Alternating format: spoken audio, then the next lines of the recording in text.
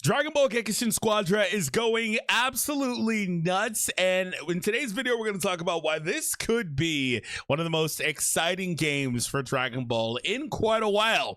I know, ironic given that Sparking Zero released last year and all that fun stuff, but let's go ahead and dive in. But first, if you are excited for the game, make sure you hit that thumbs up, make sure you hit that subscribe, and comment down below which character you are most excited to see in Gekishin Squadra. This is a huge announcement. I didn't think this was going to be a playable character, but we've got young baby, like young body baby. That's crazy, dude. And look how he functions in Gekishin Squadra. This art style is so good, by the way. Let me turn it up a little bit for you guys.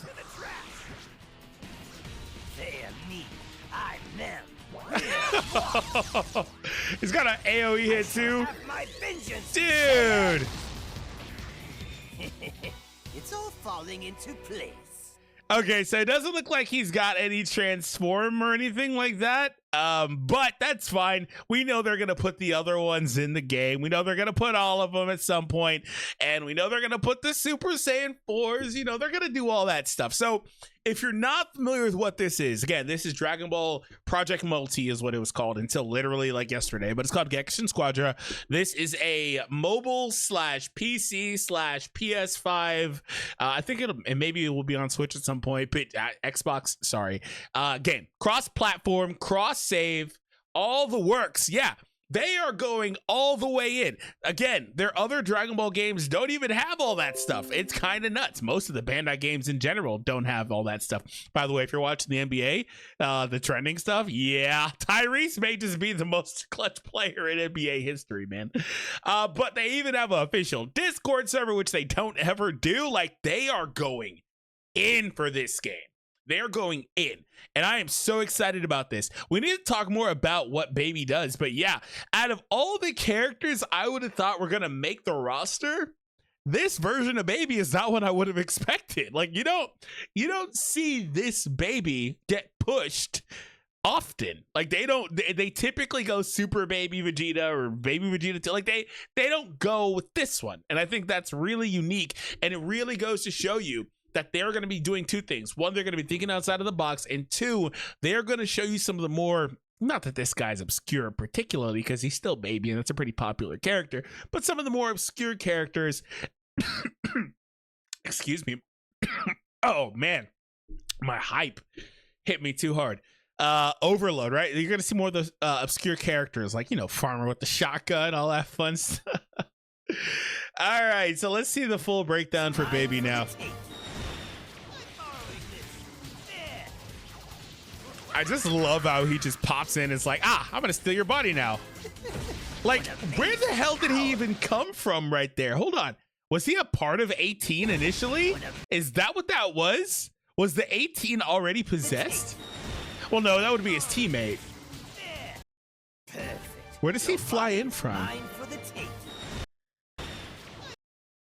Yeah, he's right. Oh, so he actually goes in and is just there, but like not visible.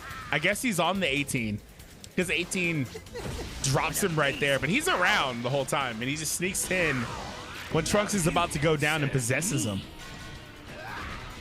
He's got a very small HP bar though. And then what, does he just discard the body when he's done with it? That's nuts. That seems broken, dude. It's all falling into place. He's gonna have crazy staying power. All right, let's see what they say. He's a tank. Use possession on both enemy and allies. Oh, he can possess allies. Yeah, I was like, he's clearly with the 18. Like, he's not visible. Like, he's clearly right there. And stubbornly survive on the front lines by using possession. This is hilarious. It is so true to Baby's character, by the way. Bro is an absolute parasite. That's what they have him doing. Oh my god, bro is literally living off of others. That is crazy. And like, conceptually, maybe you could see it in the other Dragon Ball games, but not particularly Sparking, but not so much the other games. Like, I'm sure they could come up with a way to do something similar, But I think this game is uniquely positioned to do stuff like that. That's so silly. Oh man, he's basically never gonna die. So for the possession, this is a passive. Possess a target enemy who you land a finisher. Yeah, you have to knock them down. You can use some of their skills while they are possessed. Possession effects end when the target respawns or when their HP is fully depleted. Yeah, I noticed they had, when he took the trunks, I noticed that he had a small HP bar. But I also was wondering, like, wait, so like, is there just going to be 2 trunks on the map when they respawn or what? So when they respawn, also the possession does end. So it's not as broken as it sounds, but I think the ability to go on teammates is probably crazier, especially because you can be under leveled and go on to your most leveled teammate and then all of a sudden gang up on someone and snipe that kill or whatever. Like, that's interesting. Yeah, the baby's pretty interesting for sure, but you do have to land the finisher though. That's pretty crazy.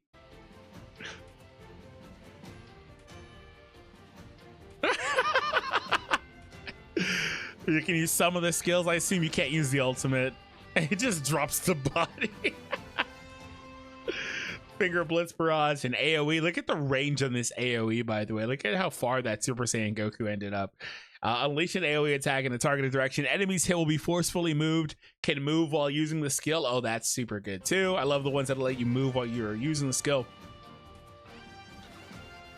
And then another big AoE, energy explosion. Look at, again, the circle around him here. He is hitting the entire platform. Unleash continuous attacks centered around yourself.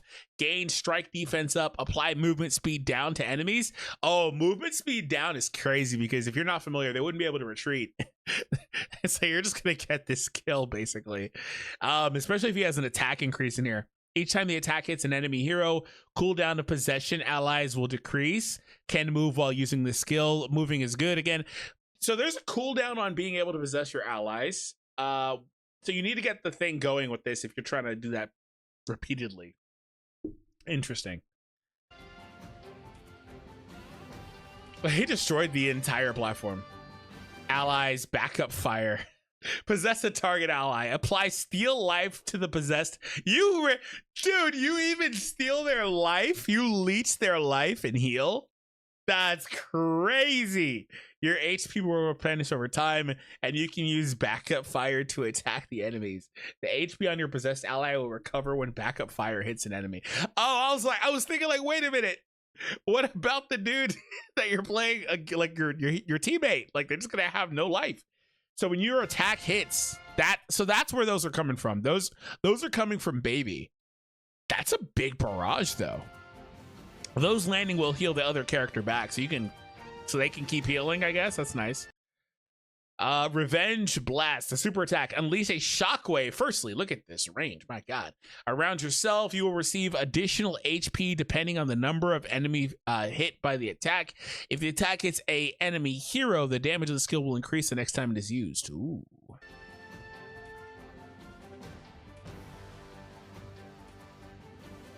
Yeah, baby seems nuts, dude. Baby seems nuts. And so I've only dropped in for the baby one because I was really excited about that, but they've been doing them for all the characters. It's just some of these characters, while it's nice to see that stuff, and I would recommend checking it out over on their Twitter. Also follow me on Twitter, link down below or in the bottom left corner on the screen. But I would recommend going to their official Twitter and watching these videos so you can actually learn these characters and how they function. All these videos are like a minute long. They're not that intensive. They're pretty easy to digest. However, if you watch 10 back to back, well, you get the point.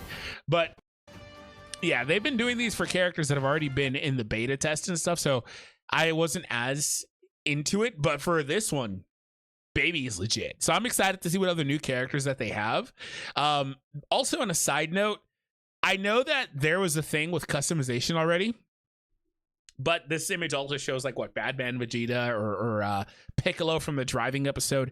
Like, this game has a level of customization that you're not going to see that people were hoping to see from Sparking Zero.